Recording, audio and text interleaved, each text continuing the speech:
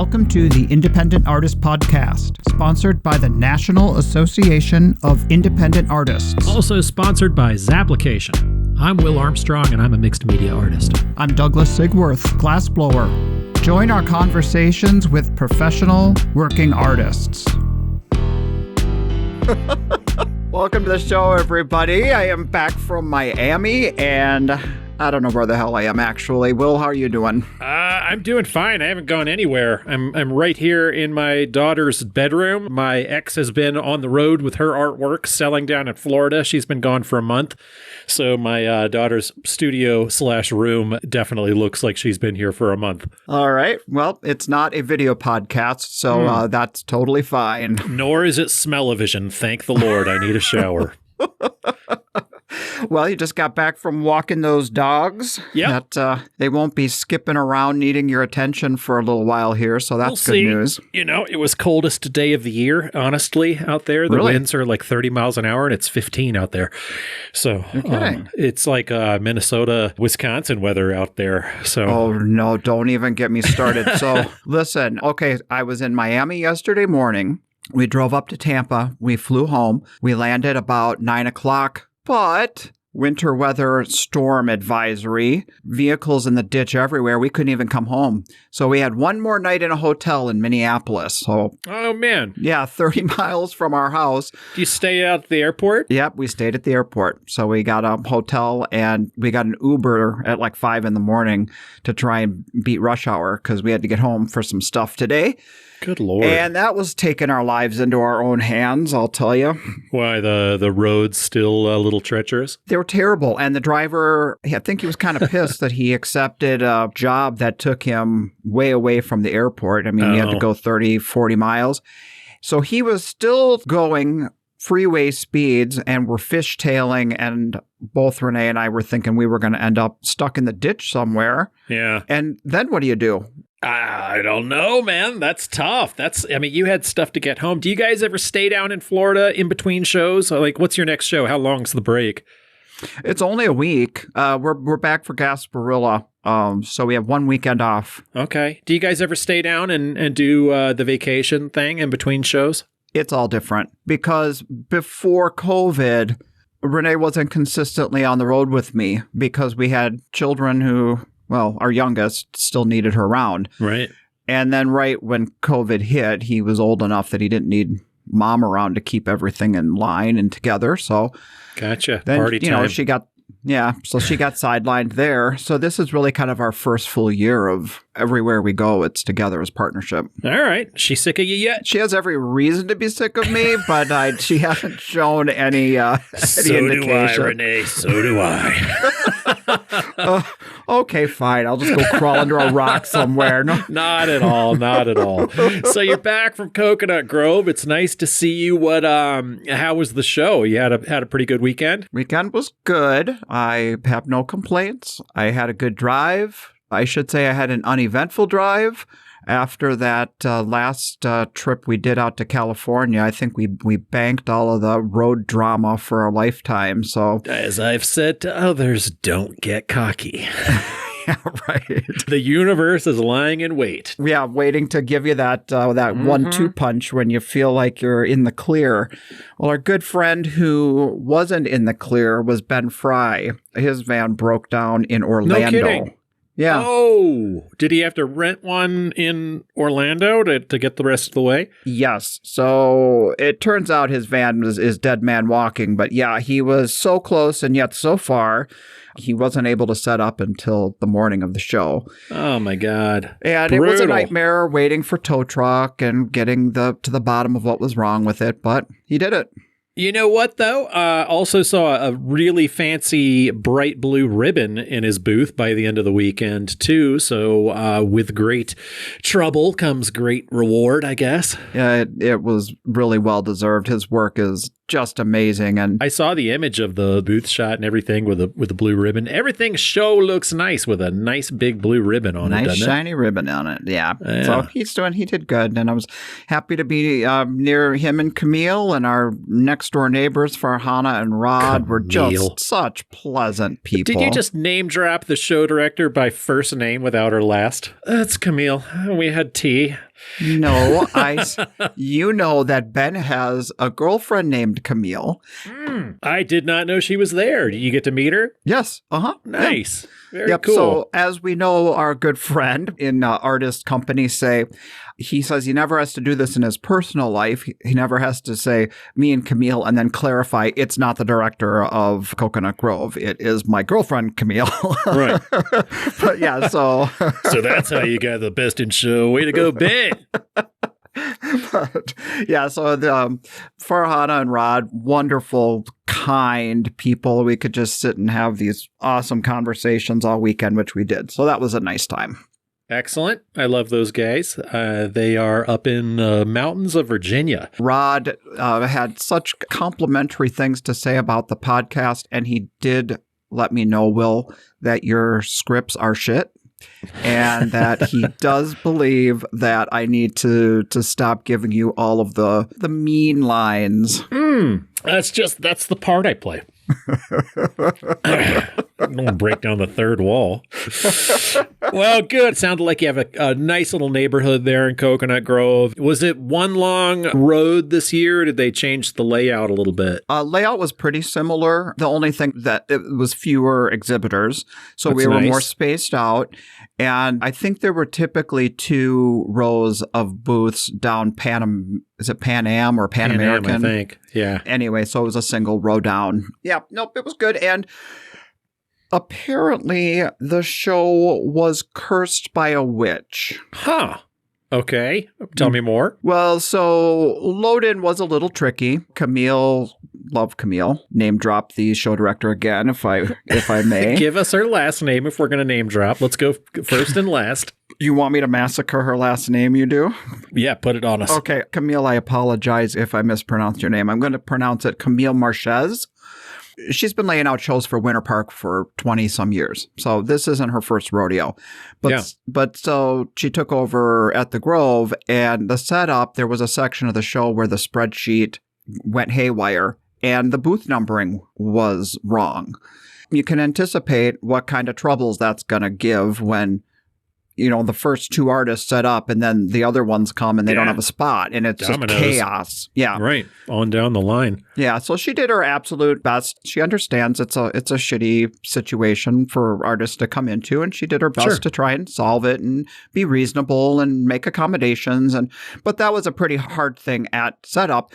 And then she gets home and she's got this long email from a woman who says she is a witch, and she's put a curse on the show. It literally goes on for pages and pages. This woman says her name is Sandra Ramillion, and she's a Haitian witch living in Lauderdale. I don't want any of this. I don't even know if I want to hear anymore. Okay, so why is she angry at the show? It's basically crazy ramblings, but it just happened to coincide with this funky setup deal.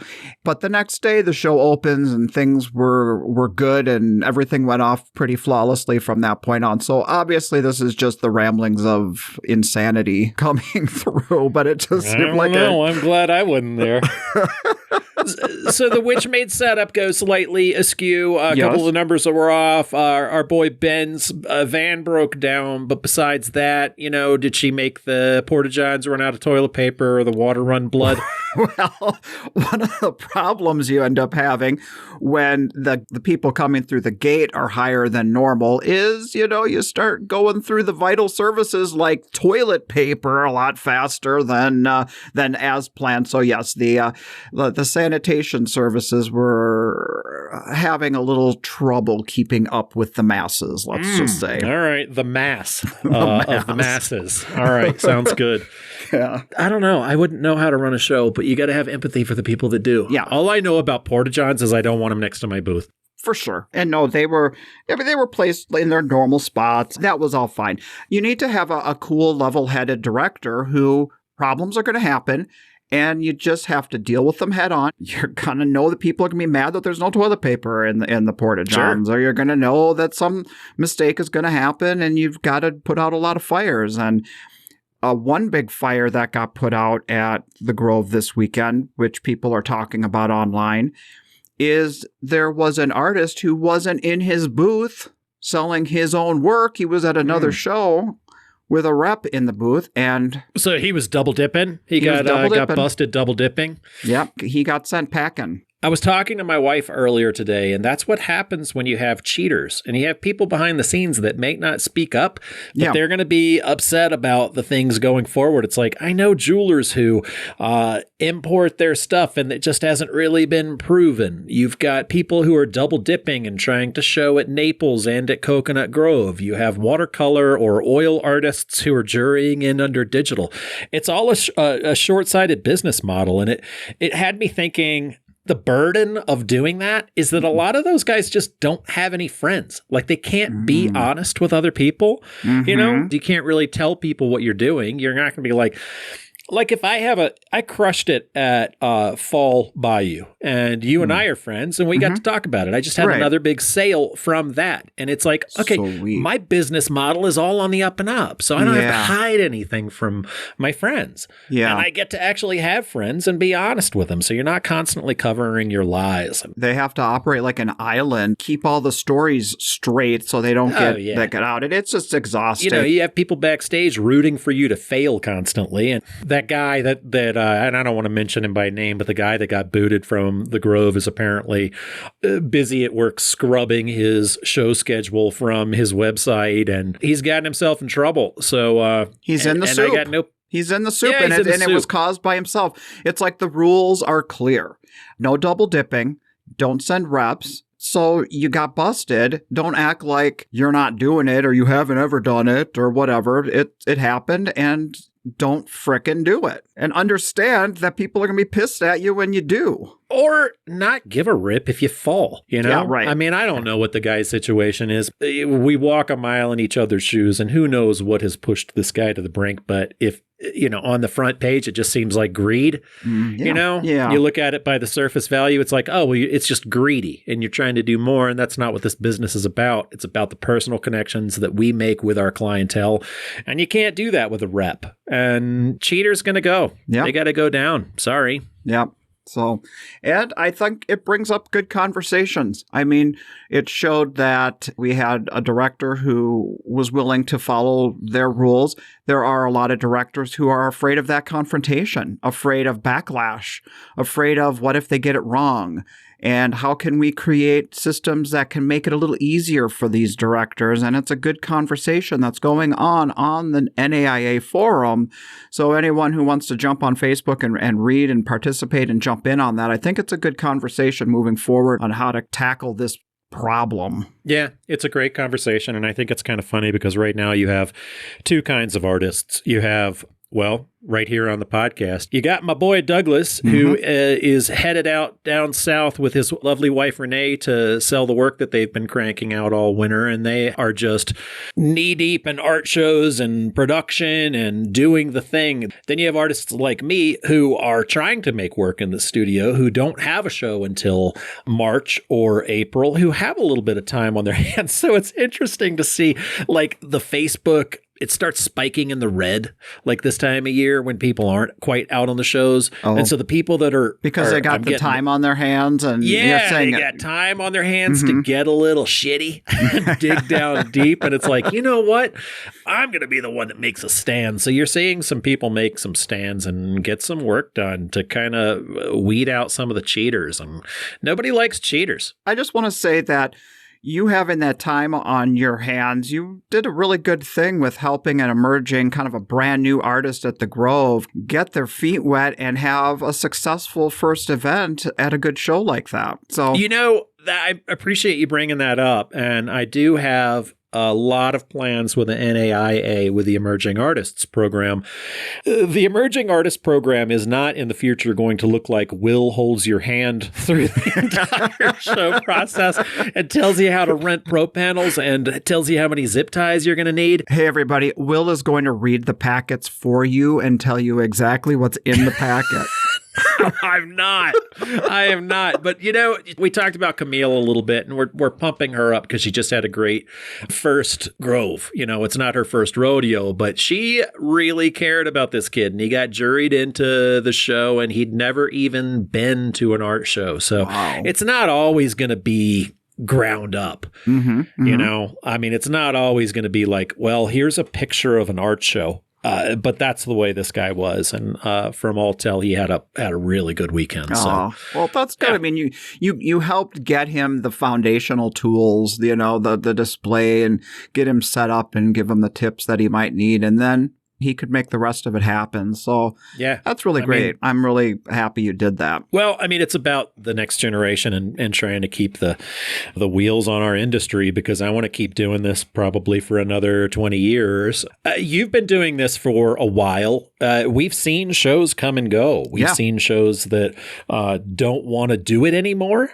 We've seen shows that have circled the drain, the shows that used to be excellent. So that are no longer excellent. They've let their quality slip, that we don't attend any longer. But one thing I found kind of interesting this weekend, which I hadn't had before, I don't know if people are so used to like Uber Eats or saying, hey, I want this and it's going to be delivered to me. But I was getting texts and phone calls from my card saying, hey, I was at the show and you had this one piece for $150. Yeah, can you just drive that up to Boca Raton and drop that off for me? And I'll be like, no, actually, you can order that on our website. Yeah, but I don't want to pay shipping. So they want you to spend $60 in gas? I had 5 or 6 people that I funneled them to the website, and they had to pay for shipping. But yeah, they wanted me to like do the rounds. Now, this isn't like going to hang a cluster of $2,500 wall grouping or something. This is like a $150 piece. So how much does it cost to make Douglas dance? If you're not Where's dancing that for threshold? 150, there is a threshold, right? Yeah, there is. Mine is like my wingspan. If it's bigger than my wingspan, then I'm doing. You can fit that under your arm and walk it to the car. So Will's not delivering it, but if it's wide enough for the arms to be wide, you'll bring it to him. Absolutely. No, that is an interesting question. It's like, well, what do you know what I will typically do, and you can probably do this with Renee being there, is like just find the closest entrance. Yeah. And a lot of times people will be like, when they do buy a big piece or just, I mean, I don't really sell too many small ones, but, they're buying a nice piece from me. I just ask them, we're like, well, how do you want it to your car? You can carry it, or, you just bought a nice piece of artwork. No reason to carry it yourself. Yeah, for sure. And they're like, well, you'll just walk away from your booth? I'm like, yeah. It's not like you're a jeweler or something where your whole booth is going to walk away. That's my 2D privilege speaking again. Well, speaking of jewelers, you had a pretty interesting, exciting talk with your friend Betty Jäger from Minneapolis, Minnesota. Yep. Got Betty on this weekend talking about a little privilege. We're going to get hot. We got a hot one, Douglas. Okay. So this is the point in the show where we offer the disclaimer, where we say that the viewpoints of our guest are of theirs alone. They do not reflect either of the hosts. They may or may not reflect the host. They may. They may or they may not. Yep. You're trying to wiggle out of being a 50-year-old cisgendered white male, Douglas. That's what you're doing. Oh, am I? Now he's dancing, ladies and gentlemen. No, we just want to let everybody know that she has some opinions, which we love and we find really refreshing that she speaks her mind and has her opinions, but it's not going to make everybody feel comfortable. And so it is okay to disagree, but it is not necessarily the opinions of our sponsors or the NAIA or ZAP. You know what? We're trying to cover ourselves in case somebody disagrees, but nobody's always going to agree with every point that our guests make. What's great about Betty is you're going to catch a different side, a different view of somebody that you might not necessarily know. And that's what I love about the podcast. We're sitting down and talking to people that just digging deep and getting to know people. And that's what I want to do with my conversations, is just to let another voice be heard. So if you want to talk about things, use our Facebook page. You can jump on and start a topic. Keep it friendly, keep it fresh. We will be, we love interacting with the listeners and interacting with our fellow artists. Again, we're just doing this for fun and to get the voices heard. In every story that we talk to, there is something about it. There's some kernel that really encapsulates us as a community. And what I love about your talk with Betty is that she really has like no apologies. She will say, I am blatantly supporting the community that has always had my back. And I think that loyalty and that respect is awesome. And she has that right. We all have that right to make decisions for ourselves as independent artists, as independent business people making a living. So it was really cool and really fun. What a fun personality to hear her story. Yeah, she's an amazing human. And I'm looking forward to you guys hearing the talk. Looking forward to the blowback. This episode of the Independent Artist Podcast is called Fuck You, Here's Betty. All right, here we are. Betty Jäger from Minneapolis, Minnesota. This episode of the Independent Artist Podcast is brought to you by Zap, the digital application service where artists and art festivals connect. I see here there are some new features with the events list category through Zap, which will help us with looking up new shows to fill a spot in our schedule. You know, I feel like I should have something to say, but I wasn't really listening to you because I'm looking at the events list right now, and it's pretty cool. Okay, so you drop the menu down, and there at the bottom, go scrolling all the way, about third thing down in the smaller print, it just says events list. That's right. All of the shows appear here, regardless of their application deadline. You can use filtering and sorting to narrow down your search to find the right show that fills your desired time frame or location. I know a lot of people love that calendar. I like seeing the list of events. I like scrolling through and doom scrolling late at night. It's like online dating. They don't let you swipe left or right, but you can figure out who you want to date coming up here. It's my buddy. Good to see you. Good to see your face. How are you? I'm good. Let me start this recording. The room sounds good. Let's do a little test. Testes, 1, 2, 3. All right, we're going to have a good time. Duh. So, how you been? Okay. You doing okay? Everything, how's life? Life is okay. It's weird in the bubble, but all things considered, I don't have too many complaints. Yeah, I mean, you are in a bubble. Like, you're not doing shows at all, are you? Nope. No one can hear you shake your head. No, it's just a podcast. No. No, you're not doing anything. Did you even apply for anything? No.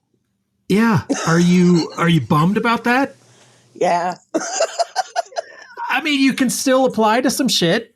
Yeah, it's true. Sometimes, I don't know. It's like I worked so hard to get into those shows that I was doing, and now it's been 2 years since I've applied to anything, and part of me feels like I don't have to reinvent the wheel, but it's like I probably should get new jury shots.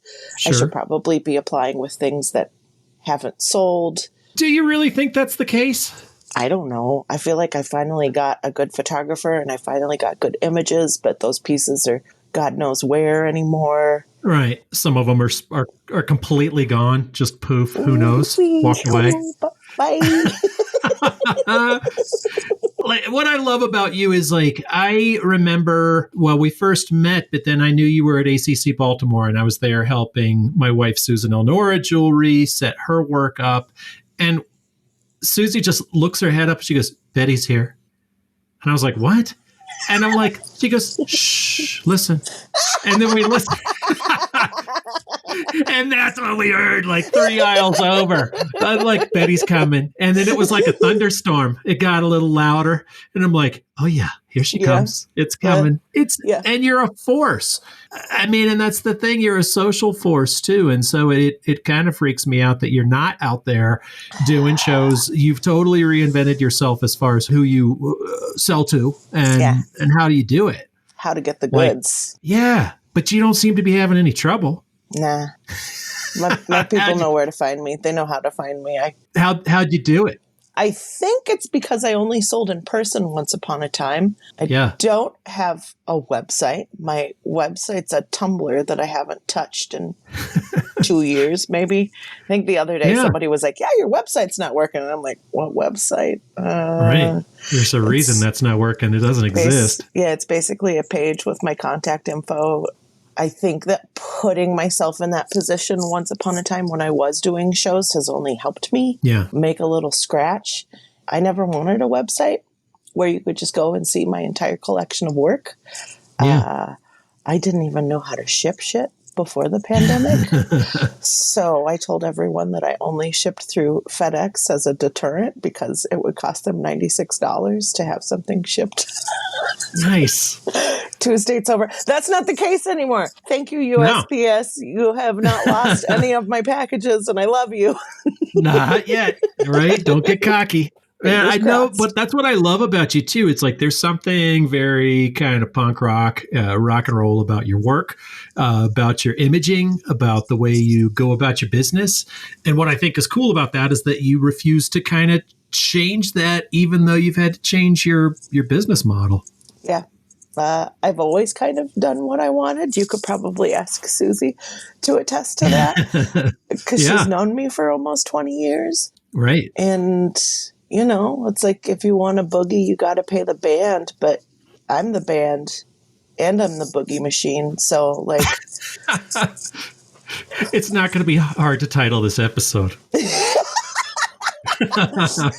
So, I mean, it's like you've got this thing, you're out there on Instagram. I've always felt, and I think you're the same way, that if you want me, you got to meet me. And it's like we have to have a personal connection. And if I'm having a shitty show, then I'm looking at myself and be like, well, I'm sitting in my chair, my arms are crossed. I'm not engaging with anybody. I'm not particularly likable. Okay, get off your ass, get up, engage with the people, open it up. And be yourself, you know? And how are you doing that online? I think I'm still following my own rules. You know, for the longest time, I feel like I've heard, you got to do this. You got to post every day. You got to make reels. You got to do hashtags. And it's like, I don't have to do any of that if I don't want to. And you can follow that if you want because it works for other people. But I think as artists, we all started doing this because we didn't want to have a fucking boss.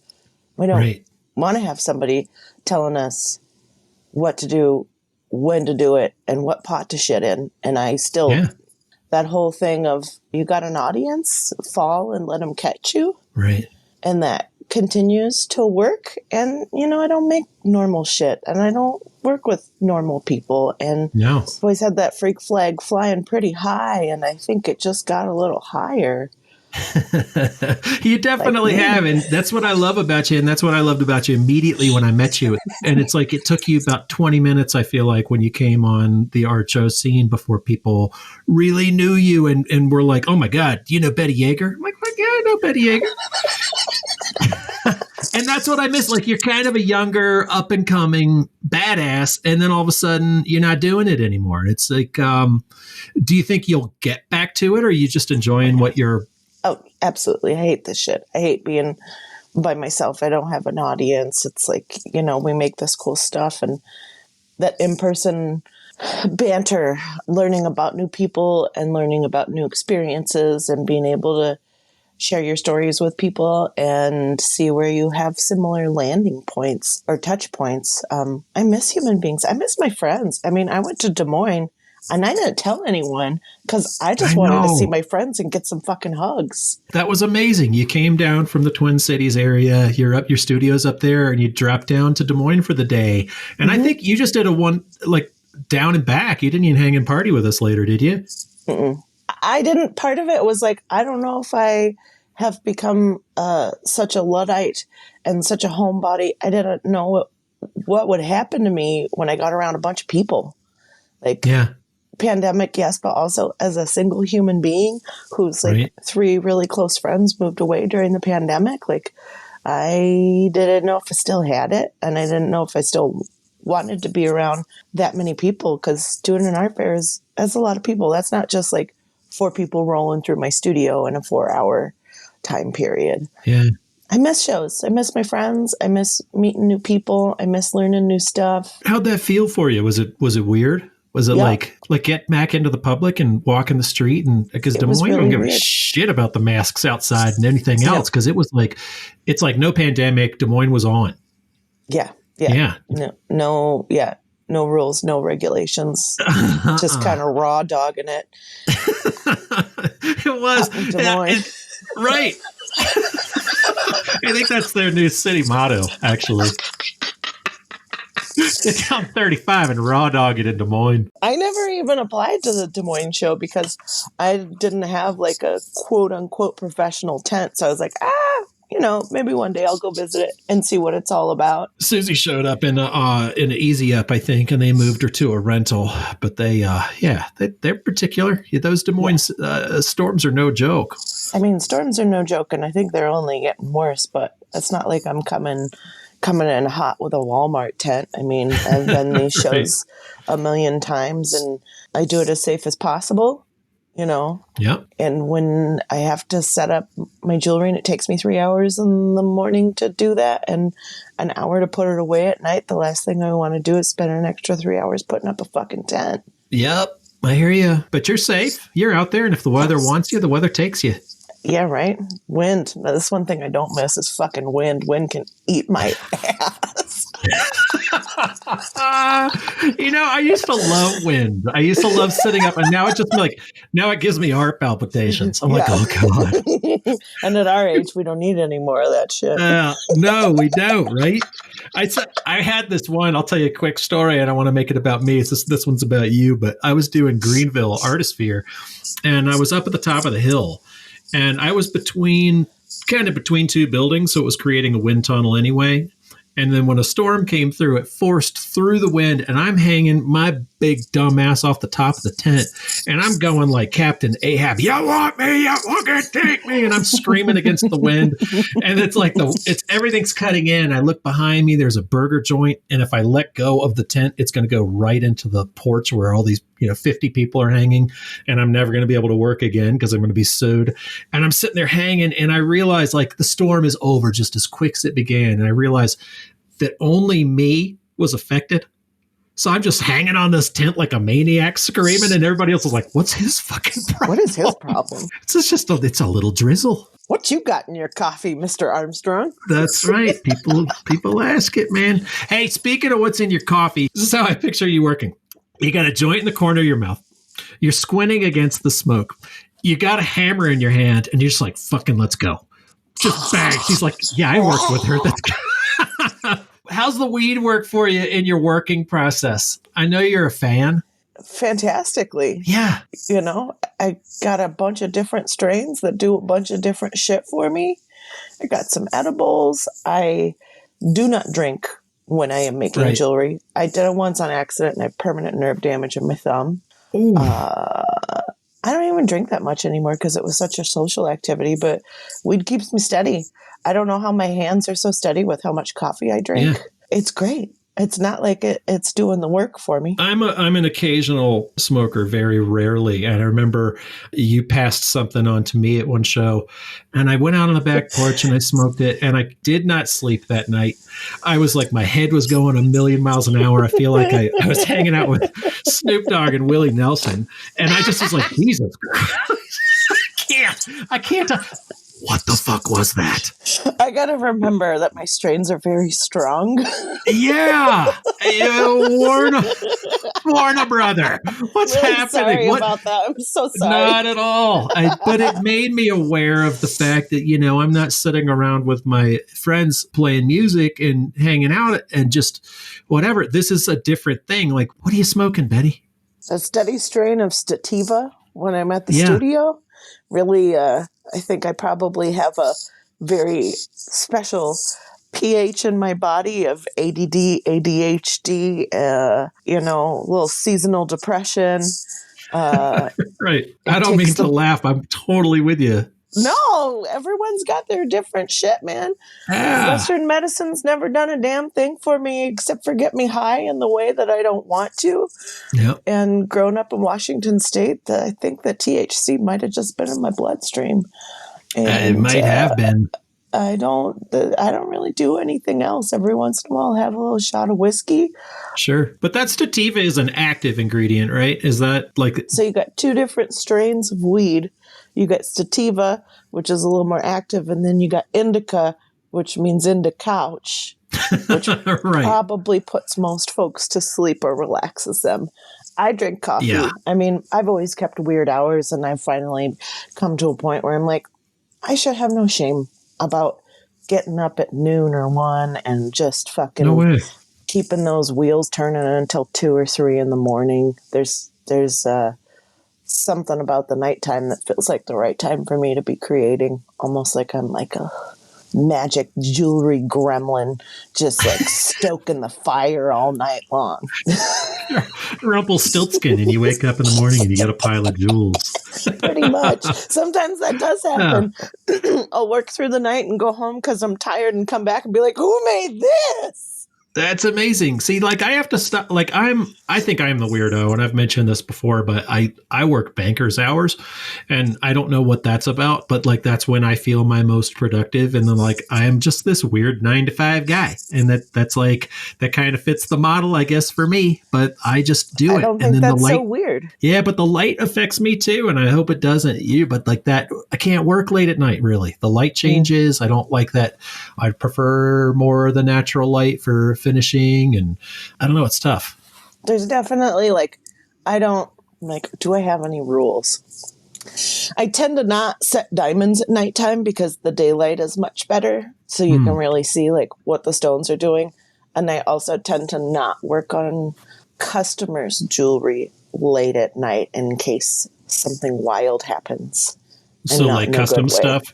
Yeah, so I'm just like letting my freak flag fly late at night, and it works for me. How do you balance custom work being kind of mostly an online guy and doing the shit that you want to do? Because that custom work takes me 10 times longer than the shit that I want to make.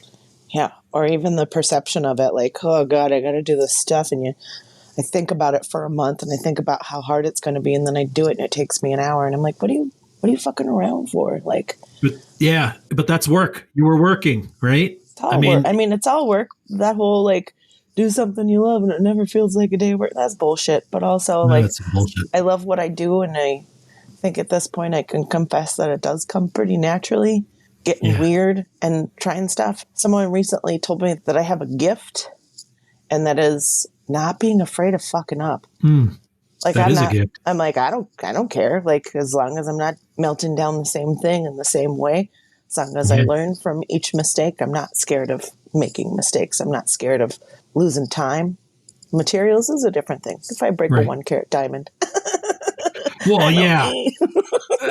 There's tears, right? Definitely. But your work is not, we're not talking about Dave Gilletti here. We're talking about Betty Jäger. There's something wide open about your work. Dave has this precision that's very, like, if one line is out of place, then you know it if you're looking at his work. Whereas your work, it's like one line is out of place. Fuck you. Here's another one. It's more like jazz. Or if something is too symmetrical, I'm like, oh, I don't like you. I got to fuck you up. I got to like toss you across the room. This is bugging me. Like, woo. Right. Those two things next to each other look like eyeballs or titties. I can't stand it. Like, so with that custom work, is there that pressure because it's somebody else's perception of your work, or do you still get to go wide open? I think that I have curated a really cool clientele base, and it is very, very few and far between where I have a client that is so rigid that is like, I need this way, and I need this color diamond in this exact size.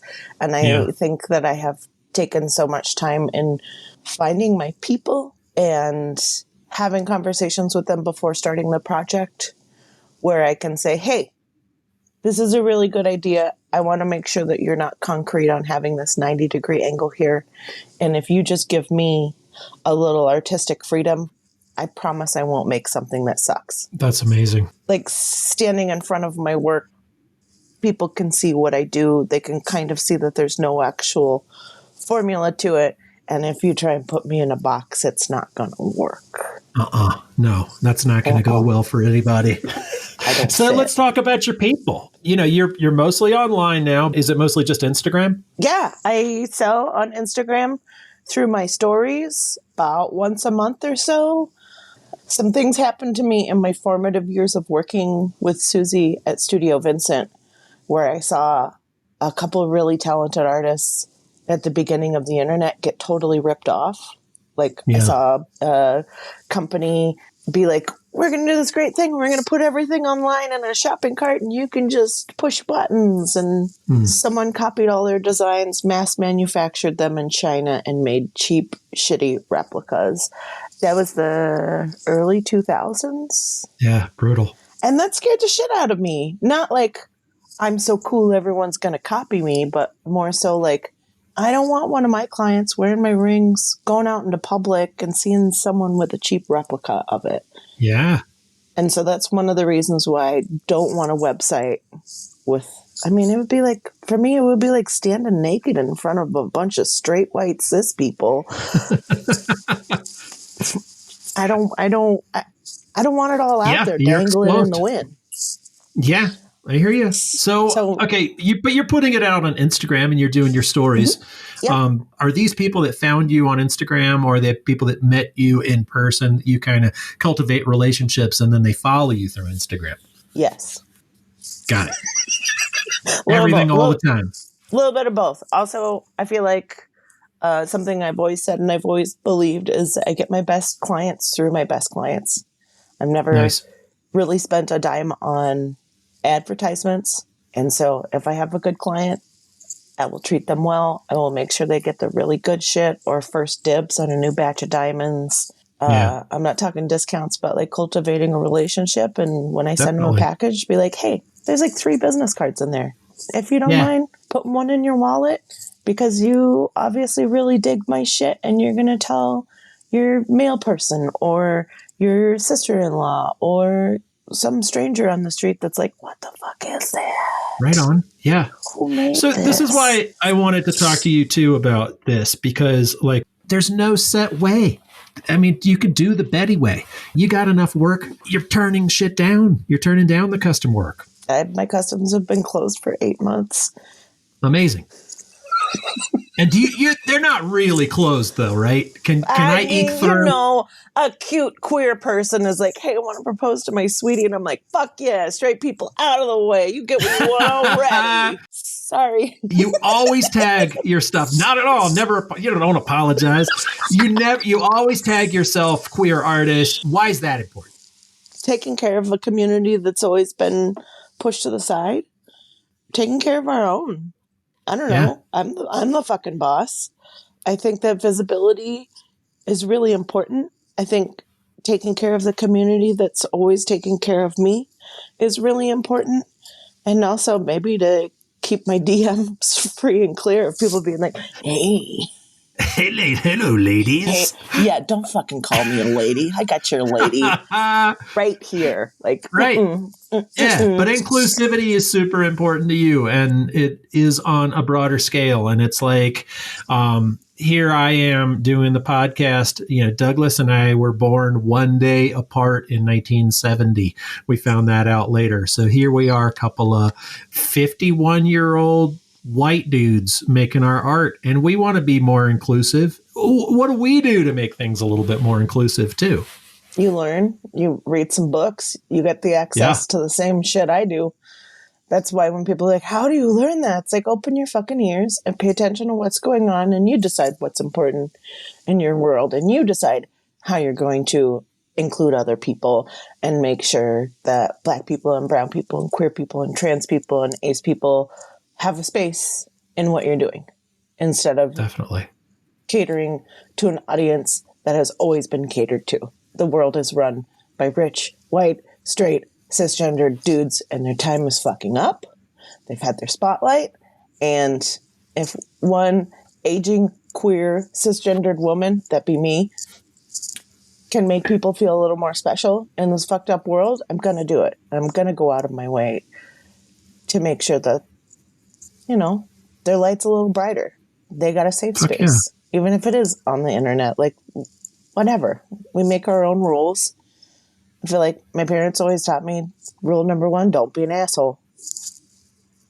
Be a decent isn't that human the basis? Being. Like, that's the DNA. Basis. Like, that's the baseline. Yeah. Don't be an asshole. Yeah. It's pretty it's fucking not that easy. Hard. No, it's not. And it's also really easy to be an asshole and close yourself off into a bubble and not learn. And I think that sounds lonely and boring. And I got the lonely part covered. I'm just trying to make sure I'm not boring. You're definitely not boring, Betty. You've never been boring. Clifton Henry, earlier episode, I can't remember if he said this to me on the podcast, but it's like, you can't love Black culture if you don't love Black folks. it's such a great baseline too, but it seems so simple, but so many people fuck it up. Yeah. I mean, it's easy to close yourself off from the world and be like, I know what I know and I'm good with it. And I'm just like, Yeah. I want to learn new shit every day. I'm 6 feet above, not 6 feet under. Like, Yeah. why would you not want to grow more and learn more and try and be a better person for the people in your life and also for the people on the outskirts of your life or people you don't even fucking know? You don't have to know somebody to try and take care of them. Yeah. You don't have to know someone personally to want to make sure that they're going to be okay. Like, it's not that hard to be a good person. I think it takes more effort to be a closed off asshole. Amen. It really does. Right. Nice talk. See. Good night, everybody. Yeah, thank you, Detroit. Fargo, Rock City. One of the things that I love about you bringing that inclusivity into your work and into your posts on Instagram is that a lot of times when you do those sales, you like to give back to the community, and you have these things and you're like, you're bringing that back. Like, talk to me a little bit about that and why that's important. I think that highlighting marginalized communities is important because I'm pretty sure anyone looks at me, they're probably like, oh, what a nice straight white girl. Like, I am the furthest thing from straight, which is great. It's a nice cover sometimes, but also I'm going to use that straight white girl power to help people. Kind of like, when you are asked to white man it up. Yeah, totally. And that's it. You don't always get those opportunities, and sometimes those present themselves, and sometimes you're just like, you can just get in there and be like, hey, I'm just going to use my 6'2" white straightness and just kind of step in and be an ally if I can. Mm-hmm. And again, it just goes back to the kindness thing. Yeah, you got a little, give a little. You got a lot, give a lot. There's so many companies out there that make so much fucking money and they don't give back to the communities that are helping them succeed. No, and they don't even see the irony in shooting giant cock-shaped rockets into space and having that much money. It's like, could there be a bigger metaphor for too much money? Just sending your giant dick into space? Ick, gross. No, right. Thank you. So you talked about your parents a little bit, and your parents taught you if you have a little, give a little. Yeah. If you have a lot, give a lot. And you're trying to give back. Your overhead gets cut when you are dealing with COVID, and all of a sudden you're shut into your house, and you're not spending money on gasoline and car repairs and everything else. And so hotel you're giving rooms back and show fees and jury fees. Who are you giving back to? I've learned a lot from a lot of my friends in Minneapolis, and I'm less about charity and I'm more about mutual aid. Mm-hmm. Because charity's like, I have all this money and I'm going to use it for a little bit of power and a little bit of clout. Whereas mutual aid would be like, you are helping individuals or an organization make a community better. If you can do it, why not do it? Nice. I like to focus on Indigenous groups, Black groups, specifically Black trans organizations, because I am a queer person and there are so many things I have to be thankful for because of Black trans women and men. Right. I'm a part of the queer community, and the queer community has always had my back. So I got to turn that around and do that as well.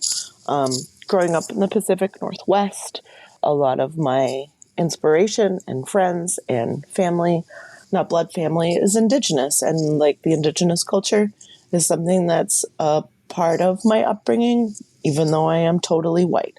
And I want to make sure that those people are taken care of. One of my favorite organizations is Adopt an Elder, which is helping elder Indigenous folks.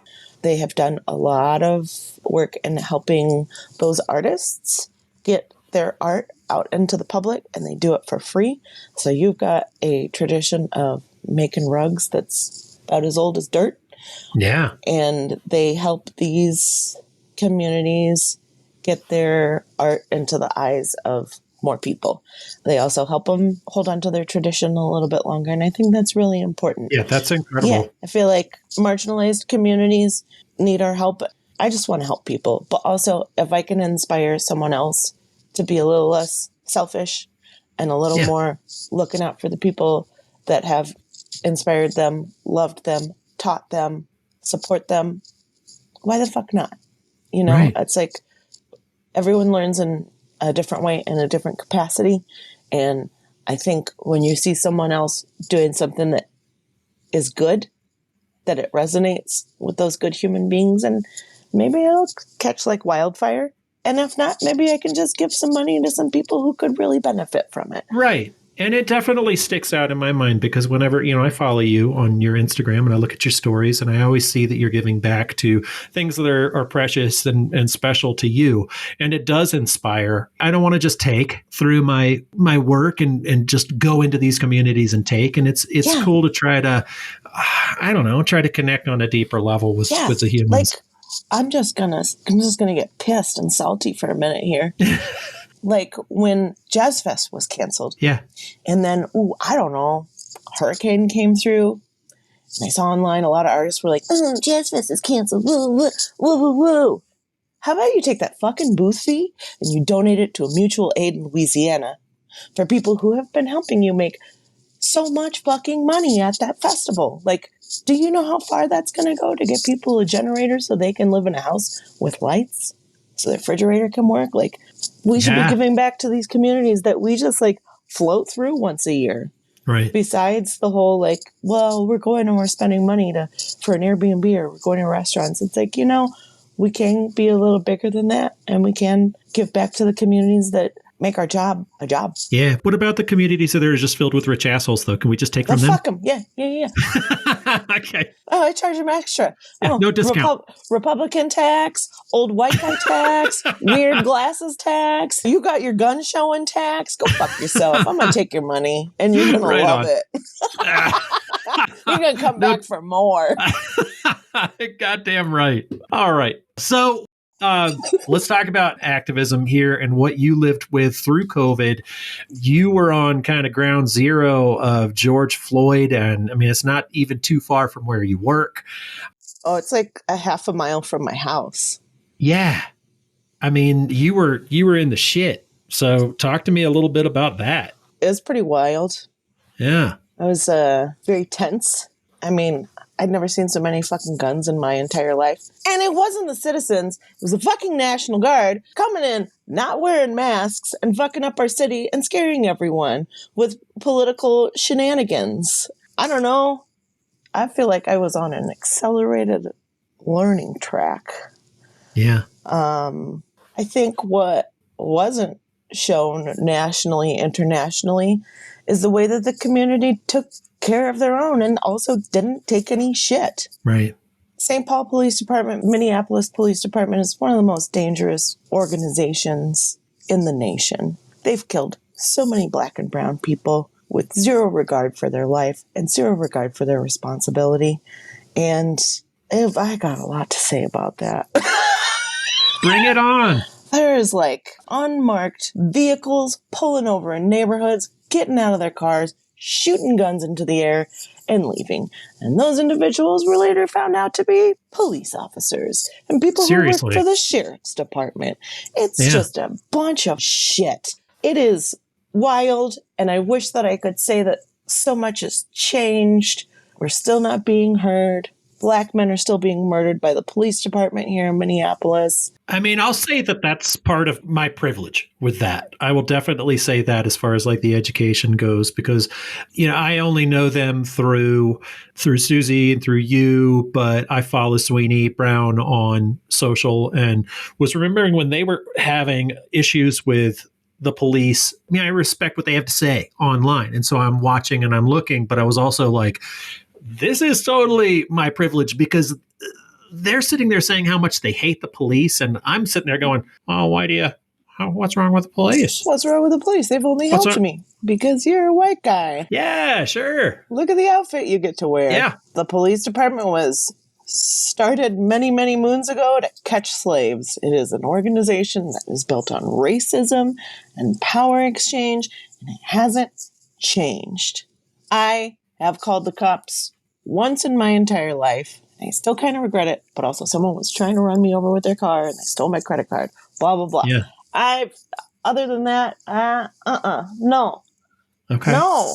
Like, it's pretty eye-opening to see how much the police don't care, from going to protests and watching them just like rip in with their pellet guns into open crowds of women, children, people not wearing masks, not giving a shit about their community. Yeah. How was it specifically at that time? Like, you're down in it. You're out there living it. You're still going to work, but you were out there protesting or demonstrating. There's a difference there in those words and what words we choose. But how was it being in the shit? I mean, it was pretty exciting to go to protests and stand up for people and put my big dumb white body in front of my friends and make sure they didn't get hurt. I'd stand in between. Yeah. I'm a barrier, whatever. I got nothing to lose. I don't have any kids. I don't have a partner. Right. What am I going to lose? Like, I would much rather put my mouth and my body in the way and also listen and learn and try and unsow the racist seeds that are in my genes and your genes and all the shit that we're taught. And it was a lot, and it was exhausting, and it was fucking scary. But also, I'm a white girl, so I'm like, it's not scary for me because this is something I've always paid attention to, but also maybe more people are paying attention to it now. If you don't stand up for what you fucking believe in, what are you doing? Yeah. What? It's not like, if you don't stand for something, you stand for no. If you don't stand for something, you're a piece of shit. How about that? I don't think that's going to be a very popular bumper sticker. That's I don't give Betty. a fuck. I know. That's why I love you. But it was really crazy to see my adopted city in Minneapolis through my wife, and then my city that I spent 99.9% of my life in erupting at the same time, because we had this beautiful street of pristine Confederate monuments that all of a sudden people opened their eyes to and said, wait a minute, fuck this too, at the same time, A lot of people of color were very aware of that. And something took all the old white people. So it took something for them to wake up and be like, whoa, hey, we just got a row of racists and rapists and pillagers. Yeah. Let's burn it down. And for anybody that's listening to the podcast too, and we talk about privilege and it might be balking at the same, like, I don't know about this. I'm like, well, here's a specific example of my, what we call white privilege. And it's the fact that I grew up walking distance to the Confederate monuments, and I would just walk my dog down there. I delivered newspapers on Monument Avenue, walk down there, see the sculptures, and just think that they were pretty. They were just cool sculptures. As you pass the Confederate Museum and the Confederate Cemetery. As you pass the Daughters of the Confederacy I forgot about building, those broads. It was a separate thing. Like, well, we can't actually call it the Ku Klux Klan, so let's call it the Daughters of the Confederacy instead. And so, I mean, and opening my eyes to that, and then the way that feels, and then to see the incredible response sculpture that went in the Kehinde Wiley in front of the Virginia Museum that was at the intersection of Monument Avenue, that was, you can see this person of color riding in the same stance of pride as you do Stonewall Jackson down the road. So it was just my privilege to grow up within those and not have to think about what they meant, and to just be like, who cares? They're pretty. I went through a period in my life was like, nah, they're history. Yeah, that doesn't mean they're right. Right. And there any other place in history that has sculptures to the losing side? Yeah, you want to put up a fucking statue of Jeffrey Dahmer or Ted Bundy? No. Yeah. It's glorified in the name of America, or it's glorified or even George in the name III. And there's a really amazing painting of pulling down King George after the Revolutionary War. And it's like, well, there you go. It's time. Yeah, I'm glad lots of people are waking up. I mean, we all have a lot to learn. I have a lot to learn. There's tons of weird white supremacist behavior that I have to unlearn. If you can make the world a better fucking place, do it. If you can stand up for somebody, do it. If you can teach your old racist relatives a little something, do it. Yeah. There's small acts, there's big acts. Like, I never thought I would live in Minneapolis for so long, ever. But during the uprising was the first time that I felt a part of this community. And I felt welcomed into so many different communities. And doing whatever I can at the moment. I don't always have money. So sometimes that means, running food donations to schools or food banks or telling people about it. Like, hey, we don't all have money. Sometimes you can just like take a load of groceries, get money from your homies, get money from your rich, racist relatives, and go spend it on money for diapers for the community. Why not? And, you know, if people are listening to this and they agree with some of the things that you've said or disagree with it, fuck it. At the end of the day, what we're boiling it down to is why can't you be a little bit more kind? Yeah. Right? I mean, isn't that what it's all about? Just try and be a damn decent human being. And also, like, it's never too late to unlearn something. Never. It's like never too late to unravel something. Even if you're a racist on your deathbed, it's okay to be wrong. I promise. Absolutely. And even like we were talking about this just the other day. We were talking about like, you know, like you can think that your parents aren't racist, and then they'll drop well, he's very well spoken on you. And it's like, well, he's very well spoken. Did you just say like that? What the fuck was that? Just said that. That's hopefully, yeah. Yeah, like that. Yeah. Do you not realize that that's a racist statement? Oh, you sound so ignorant for a white person. Like, you didn't say that about Jane Pauley. Why are you saying it about Oprah? Hard eye roll for those of you who couldn't see that. Hard eye roll. I don't know, but I feel like we could actually hear the eye roll. I know. Like we could actually. You want to stop twitching okay? now. I saw the bottoms of your white. Jesus. I mean, that's a small act of love, is teaching your racist relatives when they say something racist. I mean, I was always, you may not believe this, but I got in trouble a lot at the dinner table for telling my dad to shut the fuck up and not use a certain word. And he's like, I'm telling a story. I'm like, I don't give a shit about your fucking story. You can't talk like that. You can't say things like that. Yeah. It's 2020. Like, I unlearn things all the time. Absolutely. You know, I remember hearing, I remember actually this, I remember it really clearly because my racist old grandparents and family, aunts and uncles were sitting around the dinner table, and I was young and I heard the N-word for the first time. And I walked up to my grandfather and I asked him what it was. And I got a huge laugh, and he just stopped talking and he stopped telling the story and came and talked to me later. He's like, look, you were not being raised with that. And I remember him apologizing for it. And I had having a long time. I was probably like 9 or 10 and having a conversation with my grandfather about, I don't know, it's just those kind of things. I don't know why. I do know why it sticks in my memory, but it's amazing what we have grown up with that you don't think of, you know, that you just live with. Or like it continues to happen. And like, I'd shut that shit down at the dinner table, and everyone else at the dinner table would be like, oh, you're being so rude. I'm like, I'm not the one saying racist words or homophobic words at a table where almost half of your children are queer. Right. Dad, Mom, like, no. You know, when I came out to my dad when I was like 16 years old, I was like, what would you do if I brought a girl home? He's like, you bring girls home all the time. I'm like, no, like if I liked her, like her. He's like if you wanted a neck in the back of the car at a movie? And I'm like, God. Yeah, Dad.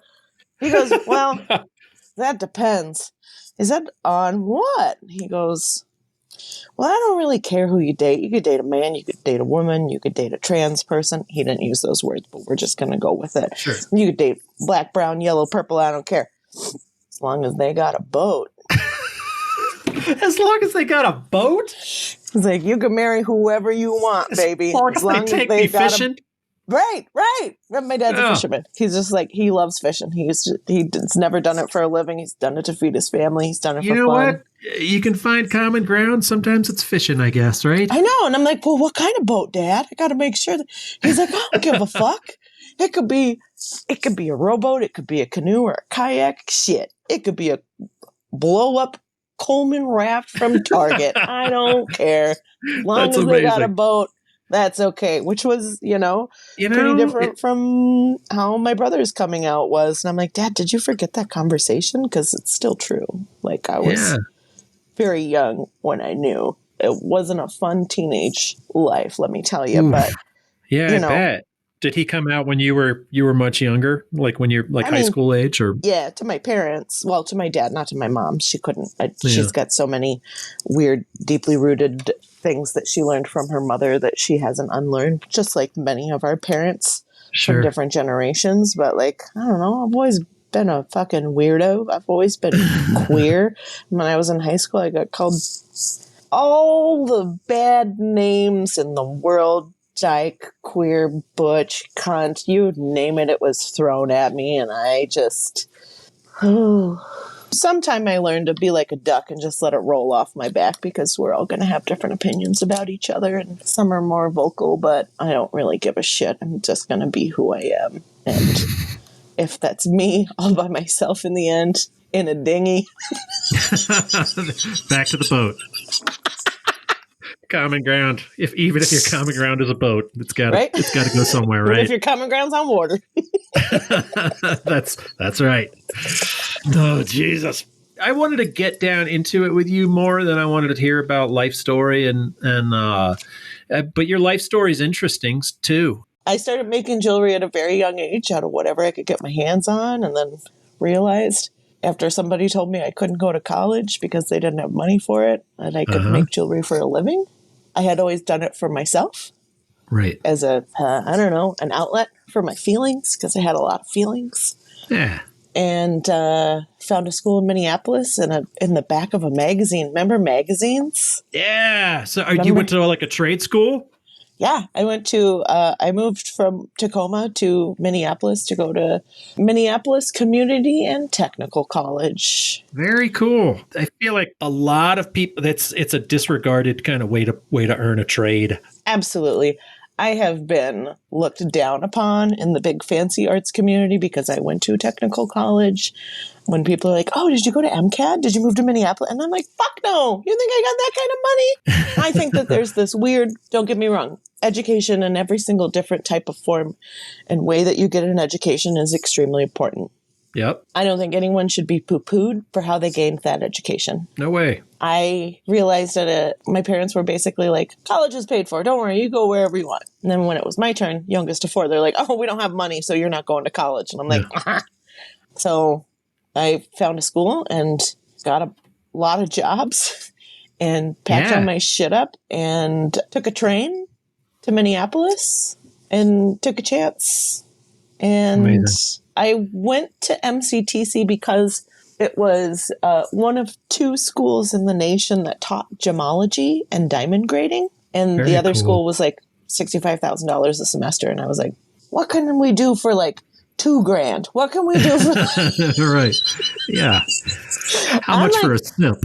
I'm like the Bruce Springsteen, John Cougar Mellencamp of jewelry making. Like, well, I'm not sure if my collar is blue or my neck is red, but a little of both. Maybe a little bit of both. Yeah. So I come from a family of talkers. I'm sure you could be very surprised at that. I don't know what you're talking about. This is news. I've met your sister. Make a couple friends when I leave the house. So definitely. I figured, I bet if somebody gave me the technical skills to do this, that I could come up with the creative shit. And I could use my mouth to get me where I needed to go. So went to MCTC, working for corporate America, Borders, Books, and Music. Okay. I put on some fancy clothes, i.e. lots of cleavage and too much jewelry. And went downtown just talking to jewelry stores to see what kind of credentials I would need from a college to work at a jewelry store. And everyone was like, what are you talking about? What are you talking about? And I walked into Studio Vincent and there was some lady with leather pants on and she basically shoved an application down my throat. Very cool. Like, this is for the studio. Yeah, this was for Studio Vincent. And I was like, she's like, no, you should work here. And I was like, I'm perfectly happy working with my job for corporate. I'll take that application. Yeah. Maybe. Was this the downstairs? Did you work downstairs first, like in the showroom? Or did you get a job working on the floor with Steve Vincent first? Oh, I started at the bottom and worked my way up. So this was when he had a gallery space in Gavaday Commons, and it was like super, like glass walls and teeny tiny. Yeah. So I worked at the gallery and then worked my way into an apprenticeship. I worked as a salesperson, and I was I was the best salesperson he ever had, and he told me that. Right on. I can sell some stuff. Yes, you can. Stuff. Yeah. And I think I told him that was my, like, I was like, I want to be a goldsmith and I want to do an apprenticeship. And I don't know if that's in the cards, but if you give me a chance, I won't do you wrong. I was so dedicated, and I gave my 20s to that man. Yeah. Like, I didn't drink on Friday nights because Saturday was when couples would come in, and nobody wants to buy an $8,000 engagement ring to someone who smells like the Triple Rock or First Avenue. Nobody. Nobody. So, I mean, I feel like none of my friends would recognize me I had platinum blonde hair, and I wore pantyhose and high heels and skirts and dresses and shit. Yeah. And Victoria was my secret. And and if you don't know Betty now she's more cowgirl boots and booty shorts, really. I mean, I could live my life in jeans and a t-shirt or short shorts and boots. That's right. I'm not trying to fake anyone anymore. I don't need to put on a dress for nobody. Oh, you're not putting on airs? Is that Betty's not? So tell me a little bit about sales. Like, what makes you a good salesperson? Drop some truth on me as far as this goes. I kind of hate the term salesperson because I feel like I imagine like middle-aged dude with a comb over and a pinky ring that's either going to sell you a bad car or give you a venereal disease. Yeah. I feel like a lot of artists are really good at being an artist, and some of them can't sell their work. I think that the secret to my success is I don't bullshit. If I don't like you, it's probably very aware on my face that I don't like you. I'm a really bad liar, so that might make me a good salesperson. But I also think that it might be easy to be around me, however you are, whoever you are. Yeah. Like, I'm not a discriminatory person to the furthest of my knowledge. So I think that maybe people are at ease, but also I'm excited about what I do. And I always have been.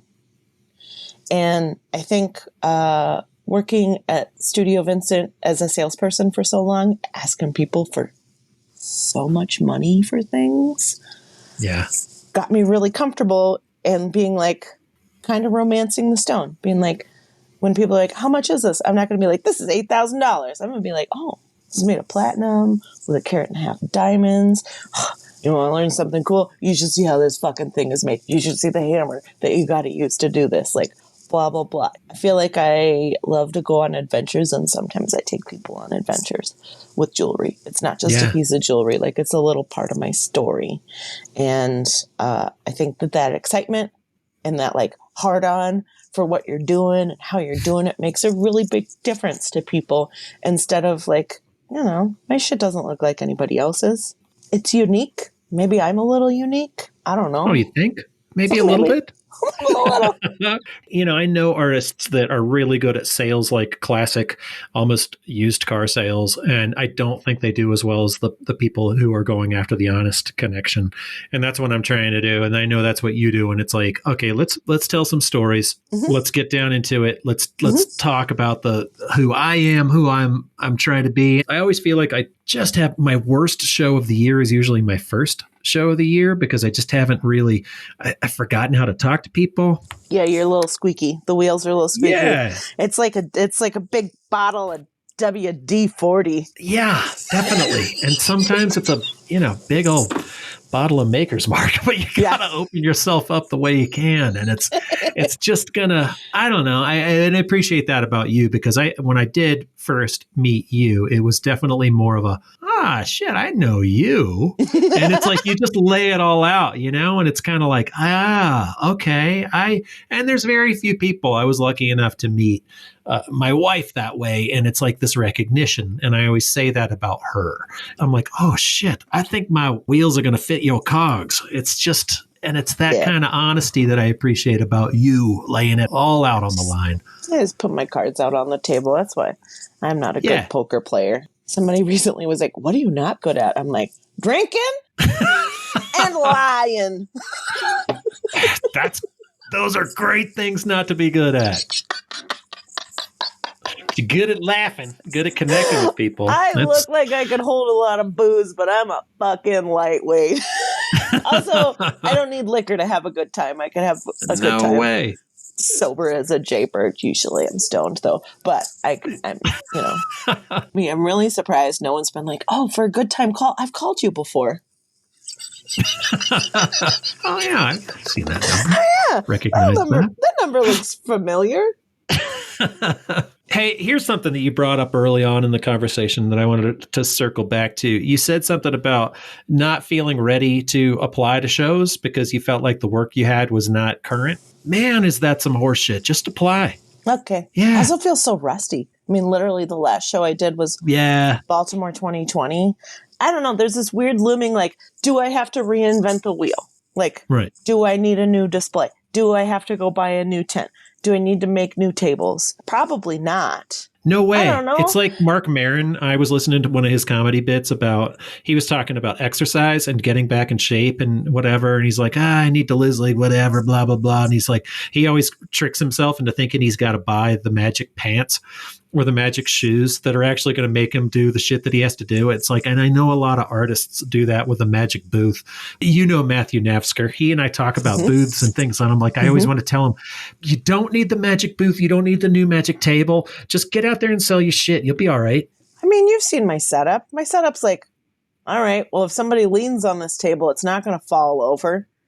And if shit hits the fan and a tornado whips through, I can just like all this into a backpack and I'm good. I don't want a fancy setup. You definitely could, but your setup has a certain style to it, and you have a certain branding to your work that works for you, and it's all I can go grab your most expensive piece off of your table pretty much and just look at it. Yeah. But we're talking artists here, but you've got it, like you lay it all out on the table as far as yourself, you put all your shit out on the table as it is. It's like, I've picked up some of your work before and be like, oh my God, I'm just holding a $3,500 piece. I can't just. But also, you just went up a weight class, and that's like 8 ounces of fucking silver in your hand. And like, exactly. You could break somebody's teeth. Not only is it jewelry, but it's a statement to fuck around and find out. You could, this is on a chain long enough. You could make somebody lose a tooth if they're fucking with you from 6 feet away. You remember the piece I picked up. But it's all out there, and you're laying it all out there, and it's all part of your style too. So, and I appreciate that being pretty, and I know you work on it, but it's pretty well realized. It seems like from the shell, you emerged pretty much fully realized. Thank you. I feel like jewelry is one of those things that I hear a lot standing behind that table of people being like, I don't like jewelry. And it's like, okay, please consider. Jewelry's art, and there's lots of art, and when there's so much jewelry, that means there's so much ugly shit. Right. That's been done a million times before. So, like, maybe you just haven't found the right jewelry yet. It's also this weird, like, accessibility thing where people are like, oh, expensive stuff. I don't want to touch it. And that's kind of one of the reasons why I lay it all out on the table, except for, like, I have 2 cases where, like, I would cry for maybe too long if one of those pieces got stolen. So they go in the case. And you've had it happen, too. Haven't we all? I know that Kentucky story. Fucking Chester. His name was Chester. Tell us the story. He took my jewels. It was one of those things when you sell higher end items, as you know, sometimes people have to come visit it a couple times in an art show, right? So then you're like, oh, you're back. You're back to like maybe buy something. He was scoping out the case. He talked to me. We had conversations. He told me how much he liked my jewelry, and he was scoping out my shit and waited till I went to the bathroom. My assistant was there and stole maybe like 4 pieces that amounted to about $5,000. And I came back from the bathroom, and my friend Jules was like, oh, your buddy Chester came back. And I'm like, oh, what was he looking at? And she's like, oh, no. And I'm like, the pieces that aren't here. And she's like, oh, my God, girl, I'm so sorry. I'm like, fuck. He hit 3 other artists, 3 other jewelry artists at that show. He picked like the biggest, heaviest silver pieces. Yeah. I told the show directors, and they're like, we're going to call the cops. I'm like, don't call the fucking cops. I don't want to call the cops. I don't want to call the cops. Like, they're like, but how? I'm like, cops don't need this to handle. I don't believe in the cops.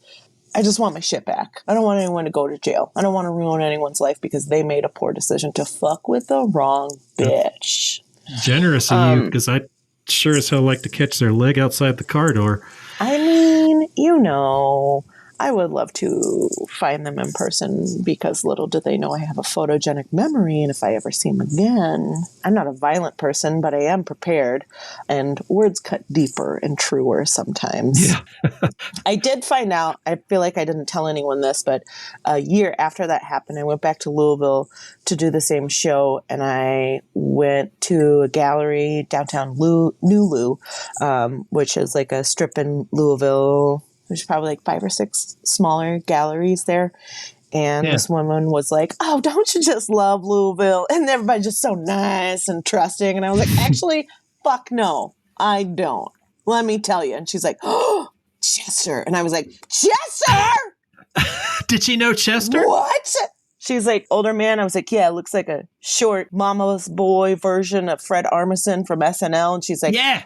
Oh my God, that motherfucker. And I was like, tell me what you know. He's known in Louisville. He really likes to steal really big, heavy silver pieces. And who knows if he's like reselling them or just hoarding them. He kept hitting the same like 4 galleries, and they kept calling the cops, and the cops didn't do anything because they didn't have proof. So they set up their own surveillance and caught him, and he went to jail. Did they catch him? Mm-hmm. No shit. Mm-hmm. Did you ever find out what happened to your stuff? No, because I didn't. Because they didn't follow the rules and file a police report. I mean, it's just stuff, right? It's just stuff. Nobody got hurt. But it's part of your. He made a connection. Yeah, it is. And I mean, it would feel different if he didn't treat me like a human being, if I didn't treat him like a potential client. Also, a human fucking being. Like, don't lie to me. Don't be a dirtbag. I don't know if there is a lesson because I really don't want to put my jewelry in a case. It's just like the same thing when people are like, oh, so you have a gun. I'm like, fuck no. I don't want to live in a world where I feel like I need a gun to do my job, to just be another human being who sometimes happens to have a 75-pound sack of jewelry that costs about $250,000. Like, you know, my daddy taught me to walk like people shouldn't fuck with me. And also maybe get a really big knife and put it right where my largest asset is, which is my bottom.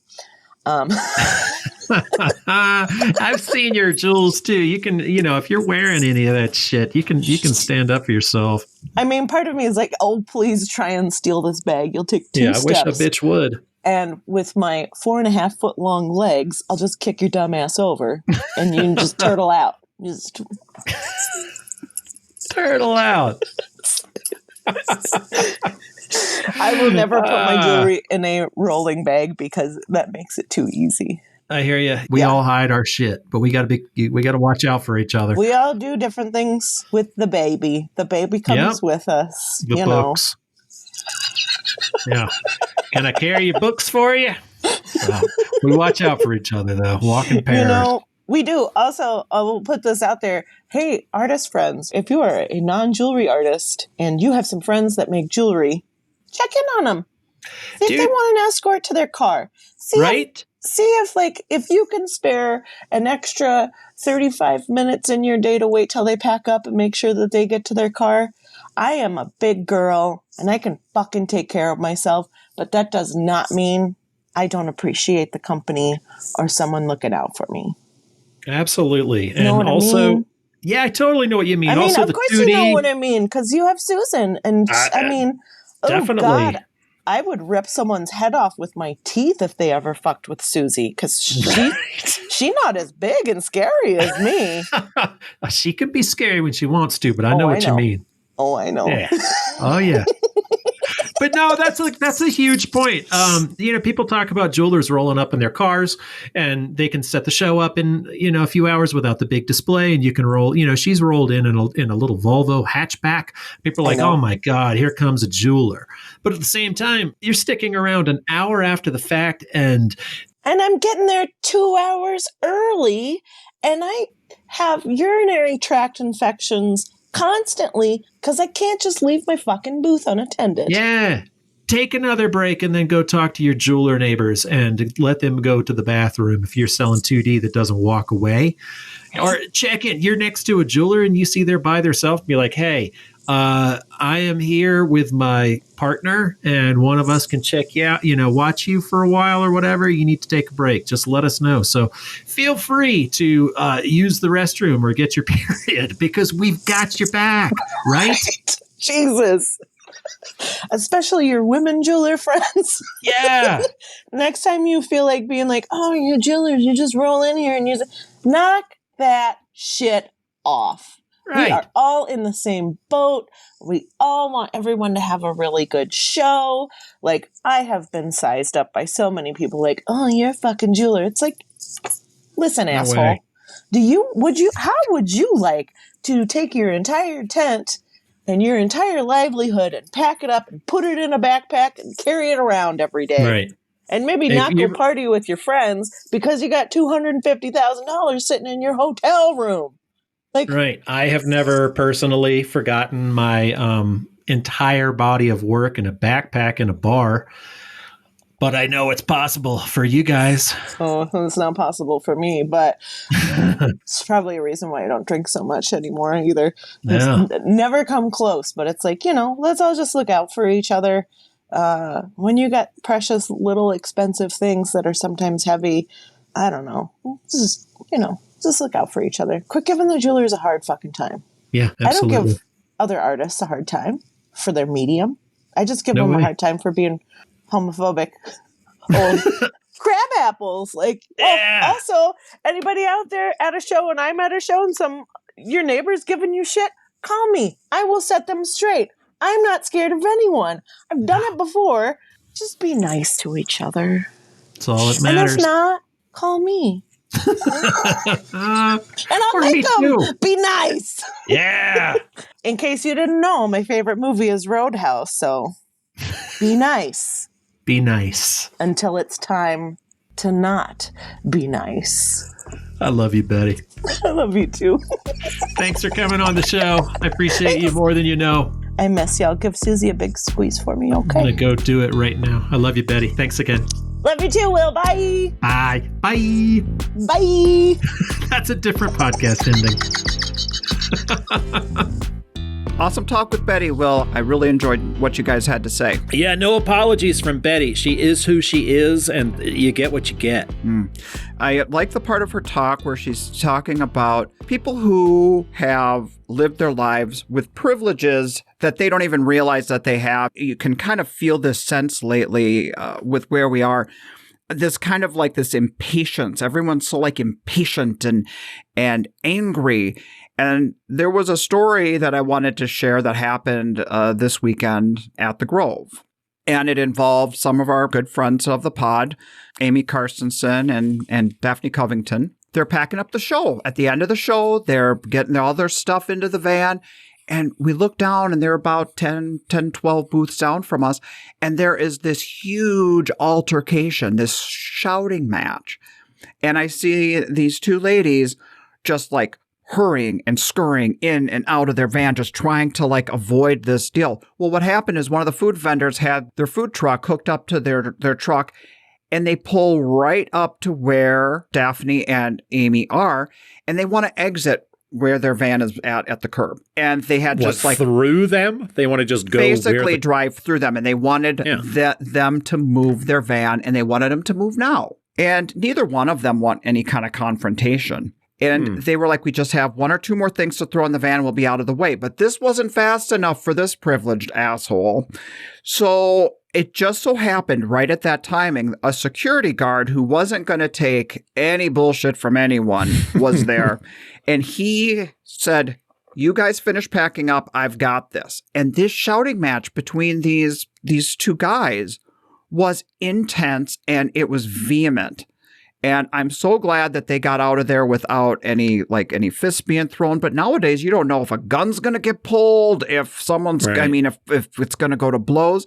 But ultimately, the idea was that this guy wanted out and he wanted them to move because he wanted out and it was his time. So, I mean, I'm glad that person stepped in so that Amy and Daft didn't have to stop what they were doing. Right. But I ain't fucking with Amy and Daft.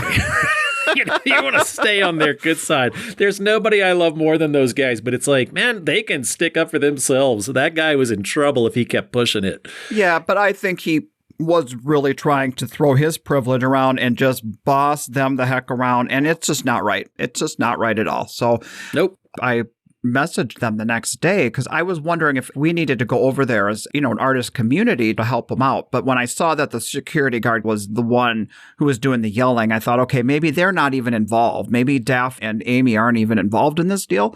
So I out of curiosity, I texted her the next day and I said, was that aimed at you? And she told me the whole entire story. And I said, well, I'm glad that you weren't in the conflict, that you were just conflict adjacent for that whole situation. She said conflict adjacent, yes. Haven't we all been there? I mean, there's always some kind of breakdown. I remember doing a show in South Carolina, Atalaya. I was doing that show, and it's a tough breakdown. You have to do a lot of dollying to get out of this cool little castle that's there. There was literally a hurricane coming in, and we were getting the outer rings of this hurricane. And my neighbor, he and I had a great weekend. He's like, but pulled right in front of the back of my van. Couldn't even open the back of my van. I'm like, Brian, what's going on? He's like, well, I've got to get my workout. It's like, well, okay. People, I don't know. It all becomes me sometimes. We need to step back and be like, do a little reality check here. When we start finding our impatience and our what about me meter going through the roof, we need to take a deep breath and say, okay, it's all about all of us. We all need to make this work together. Right. That's a little kumbaya. Is that how you're going to bring us out there? Take this to the... All right, it's the singing portion of the podcast. That means it's over, ladies and gentlemen. Thank you for tuning in to another Independent Artist Podcast. I'll see you next time. Who do we have on the docket, Douglas? Next episode, we have another Minneapolis native, Kimber Feibiger, the bronze Humpty Dumpty lady. I went to her gallery and studio and got immersed in Kimber's world, and it was a lot of fun. So... That's awesome. I've admired Kimber's work for many years, and it'll be interesting to hear the talk I've heard it, but it'll be interesting for everybody else to hear it next time. We'll see you folks in a couple weeks. Be safe out there on the road. Be good to each other. Don't block each other's vans. And don't be an asshole. There we go. All right. Bye, guys. This podcast is brought to you by the National Association of Independent Artists. The website is naiaartists.org. Also sponsored by Zapplication. That's zapplication.org. And while you're at it, check out Will's website at willarmstrongart.com and my website at sigwithglass.com. Be sure to subscribe to this podcast to be notified when we release new episodes.